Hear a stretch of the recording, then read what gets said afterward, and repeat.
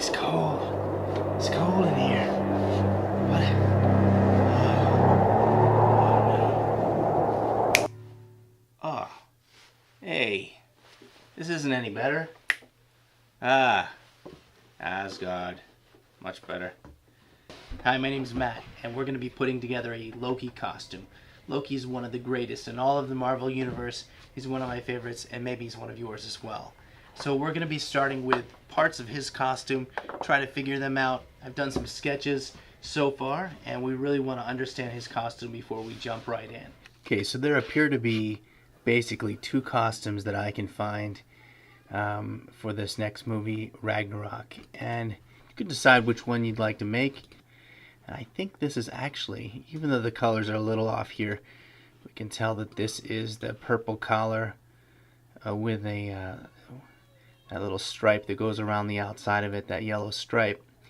So it looks like that's what he's wearing there. And then he seems to have a totally different costume here. These are some great pictures because they have so much detail. It looks like a black color vest on top of a black and green leather jacket. And this is nice when you can see the spaulders on the side, as well as just how the garment comes together.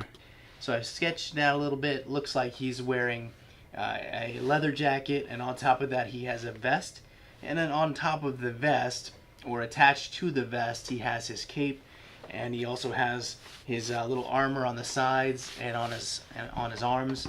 And so I've started with that actually. On his shoulders he has what look a lot like spaulders, which is sort of like a medieval type of armor. A little bit like this, covers the shoulder for a little bit of protection. And so what I've done is created a pattern. You always have to start with a pattern, no matter what you're doing really. I would not freehand it, especially if there's two and you want these to look exactly like each other. So I've started with this pattern to cover my shoulder. This is going to be something that I wear, so this is going to be fitted to me. And then you take this pattern, cut out the pieces. That's what I've got here. And these pieces are laid down then on top of leather and cut out. And then I've worked the leather a little bit. Just started here. If you wet the leather, you can mold it. Now his might actually be made out of urethane or possibly plastic, but I think that they would look pretty decent if these were actually made out of leather.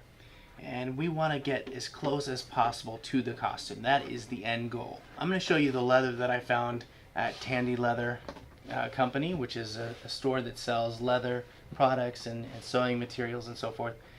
It's not quite black, so I tried to find something for his vest and parts of his clothing. Looking really hard at the pictures, it doesn't look like he's quite wearing black.